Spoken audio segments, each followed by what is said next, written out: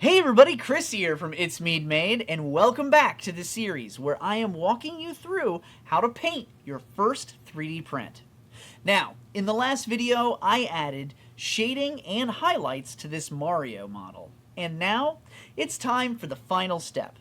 In this video, I am going to finish the project by pushing the cartoony look just a little bit further.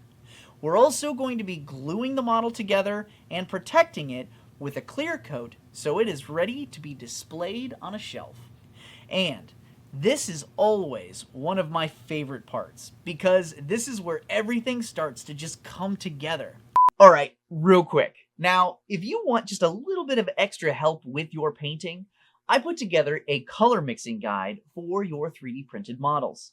It's a beginner-friendly guide that will help you understand color mixing, thinning your paints, and how to get the most out of the paints that you already have. Now, if you want this guide, you can go ahead and get it by the link down below in the description.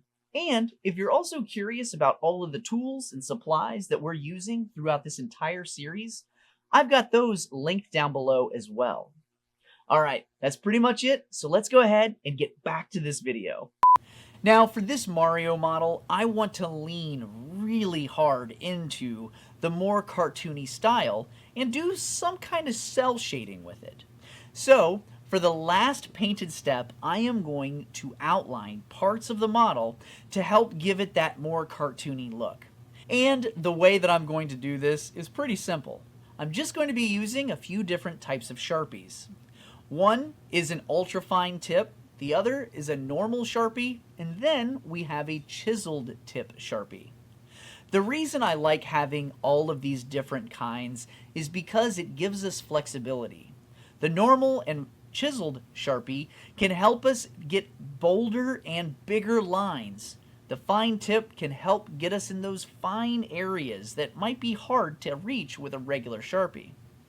So, what I'm going to do is start tracing some of the edges around the model where it makes sense. And when I say when it makes sense, I want you to think about it like this. Think of it like I was drawing a cartoon. Where would those outlines naturally go? Where would the line help separate one shape from another? And where would it help to define an edge or a fold in the form? And that is really how I like to approach this. I'm not trying to outline every single thing on the model just because I can. I'm working my way around it and adding outlines and lines to help sell that cartoony style. So I may trace around the part of the hat and the face or even the mustache and overalls, and even getting some of those edges on the base. I'm just looking at the areas where a line can help define the shape of the character and make it stand out just a little bit more. Then after I get those main outlines in, I can go back in and just add a few little details, and that might even be a few accent lines, a few little shading lines, or just a few extra touches in some spots that I feel like the model needs a little definition. And that is the key here. Just a few here and there. I do not want to overdo it. I just want enough to push the style a little further. Then, once I have those lines in place, I'm going to do a visual once-over of the model as a whole. I just want to turn it around, look at it from different angles, and see, are there any areas that I missed, or any spots where I want to add something else? That part matters, because sometimes, once you get a few lines on the model, you start to see other places that could use a few more lines as well to help it. And other times, you realize it already has enough, and it's better to stop right where you're at. Now, one thing I do want to say here is why I'm using Sharpies in the first place. I'm using Sharpies because I said this in the beginning of the series. You do not have to break the bank and buy a bunch of new tools to get started. Could I use a paintbrush for all of this? Yes, absolutely. Could I do this with some paint markers? Yes again. Absolutely. But when it comes to beginners getting started, trying to outline a model with a brush and keep those lines consistent can be kind of hard. And you're still learning. So, for this, I'm just using plain old Sharpies. And honestly, one of the reasons I like this approach for beginners is it's simple, accessible, and it lets you get this effect without making the process harder than it needs to be. Now, if you want to use paint markers instead, you can absolutely do that. And it can give you a very similar result too. But if you're just getting started, it is nice to just be able to use the tools you have around the house. And with that said, I would recommend using some brand new Sharpies for this. A fresh Sharpie is going to have a cleaner tip and more consistent lines and just give you better control than using one that has been used on a bunch of projects already. So once I've gotten those outlines and the accent lines placed in the right spots, the next step is gluing the model together. Since I kept Mario and the base separate during the painting process, now is the time to bring those pieces together. Before adding glue, the first thing I need to do is pre-align the model. In other words, I want to dry fit it first and make sure that I know exactly how it is supposed to sit and line up. That way, I am not figuring it out while I have wet glue on the model. This part is very important, especially if you have a model with pegs, slots, or any kind of connection point.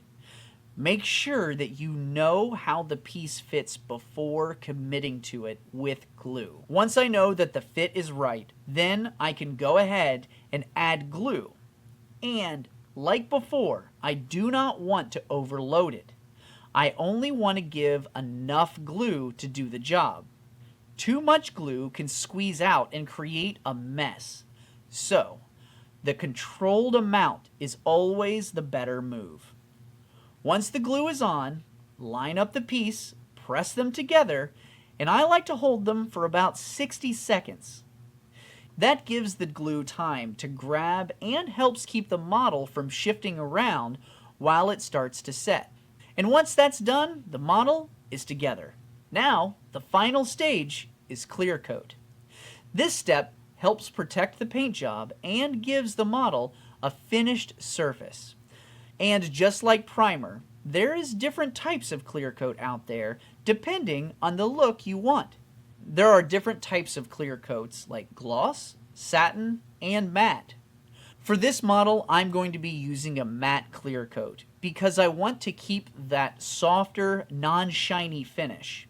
It fits the look of this Mario better, and it helps keep the painted, cartoony feel without making everything look glossy. And when it comes to applying clear coat, I want to approach it the same way I do primer. Light passes.